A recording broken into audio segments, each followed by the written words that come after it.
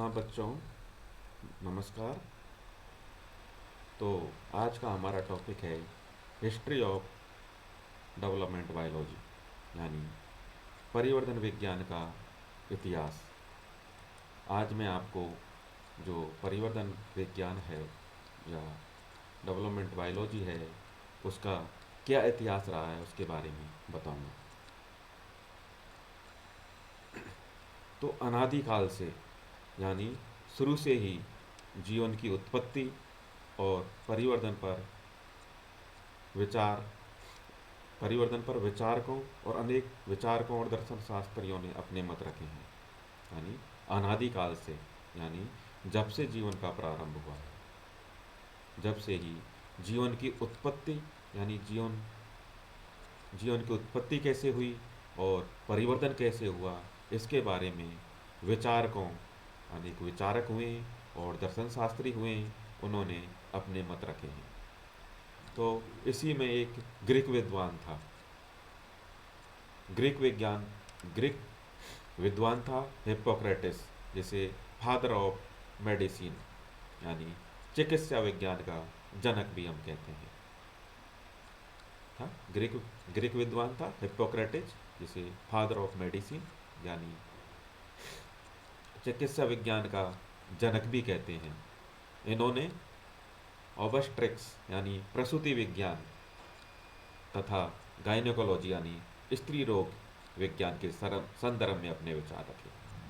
Greek scientist था या Greek विद्वान था हिप्पोक्रेटिस, जैसे फादर ऑफ मेडिसिन भी हम कहते हैं, या चिकित्सा विज्ञान का जनक, फादर ऑफ मेडिसिन, या औषधि विज्ञान का या चिकित्सा विज्ञान का जनक भी कहते हैं। उन्होंने सबसे पहले ऑबस्ट्रिक्स यानी प्रसूति विज्ञान तथा गायनेकोलॉजी यानी स्त्री रोग विज्ञान के संदर्भ में अपने विचार रखे थे, तथा इन्होंने बताया था कि इनकी विचारधारा के अनुसार, यानी इनके अकॉर्डिंग, यानी एयर यानी वायु, फायर यानी आग, वाटर यानी पानी एंड सॉइल मृदा, ये चार भूब्रश होते हैं, एलिमेंट होते हैं, जो मानव भ्रूण के निर्माण के संबंध में महत्वपूर्ण माने जाते हैं। यानी इनके अकॉर्डिंग, यानी इनकी विचारधारा के अनुसार एयर यानी वायु, फायर यानी आग, वाटर यानी जल एंड सॉयल यानी मृदा, ये चार भूब्रश होते हैं या एलिमेंट होते हैं जो मानव भ्रूण के निर्माण के संदर्भ में महत्वपूर्ण माने जाते हैं, या इनके द्वारा जो मानव भ्रूण है उनका निर्माण होता है। हिप्पोक्रेटिस के चार द्रवों की संकल्पना मूलतः एक अन्य ग्रीक विद्वान एम्पिडोकल्स द्वारा प्रतिपादित की थी। यानी जो ये हिप्पोक्रेटिस था, इसने जो फोर ह्यूमरस या एलिमेंट की दो संकल्पना दी थी, वो मूल रूप से एक अन्य साइंटिस्ट था एम्पिडोकल्स उसके द्वारा प्रतिपादित की थी। यानी मूल रूप से एम्पिडोकल्स द्वारा प्रतिपादित संकल्पना थी, वो इन्होंने फोर ह्यूमरस या एलिमेंट के द्वारा हिप्पोक्रेटिस है उसने बताया था। हिप्पोक्रेटिस था, उसकी रुचि मूलतः चिकित्सा विज्ञान में थी, यानी ये मूल रूप से चिकित्सा विज्ञान में रुचि रखते थे। फिर भ्रूण विज्ञान का सबसे पहला गंभीर लिखित वर्णन, यानी जो भ्रूण विज्ञान है या डेवलपमेंट बायोलॉजी है, इसके बारे में सबसे पहले लिखित वर्णन है वो अरस्तु ने दिया, और जो जिस बुक में उन्होंने दिया था उस बुक का नाम है डी जनरेशन एनिमेलियम। यानी उनकी सबसे पहले गंभीर व लिखित वर्णन अरस्तु ने दिया था, और किस बुक में दिया था, यानी डी जनरेशन एनिमेलियम नाम एक बुक थी, उसमें अरस्तु ने सबसे पहले लिखित व गंभीर वर्णन भ्रूण विज्ञान का दिया था।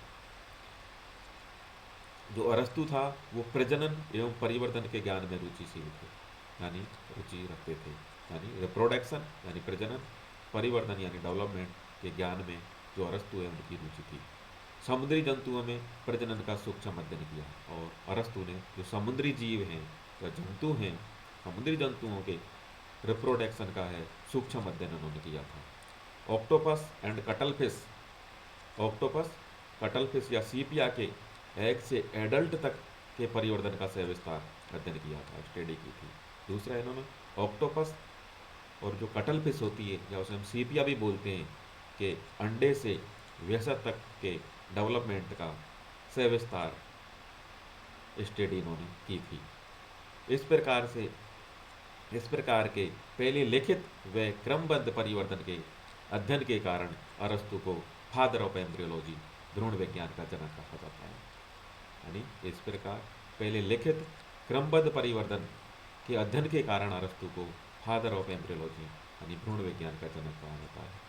तथा इन्होंने ग्रीक शब्द है एम्ब्रियोन का प्रयोग भी अपने शोध प्रबंध में किया था। यानी जो अरस्तु है उन्होंने जो एम्ब्रियोन शब्द है जो कि मूलतः ग्रीक भाषा का है, उसका भी प्रयोग अपने शोध प्रबंध में किया था। अरस्तु का विश्वास था कि एग यानी अंडा अविभेदित होता है जो निषेचन के उपरांत विभेदित होना शुरू करता है। यानी अरस्तु का विश्वास था कि जो अंडा है, एग है, वो अविभेदित होता है जो निषेचन के उपरांत फर्टिलाइजेशन के बाद विभेदन होना शुरू करता है और व्यवस्थित रूप से परिवर्तित होकर वयस्क में बदल जाता है। यानी अरस्तु का विश्वास था कि अंडा है वो शुरुआत में अविभेदित होता है जो निषेचन के उपरांत यानी फर्टिलाइजेशन के उपरांत विभेदन होना उसमें शुरू होता है या शुरू करता है और व्यवस्थित रूप से परिवर्तित होकर यानी व्यवस्थित रूप से डेवलप होकर वयस्क में परिवर्तित हो जाता है। अरस्तु के द्वारा विद्वान अरस्तु के बाद जो अरस्तु ने दिए थे सुझाव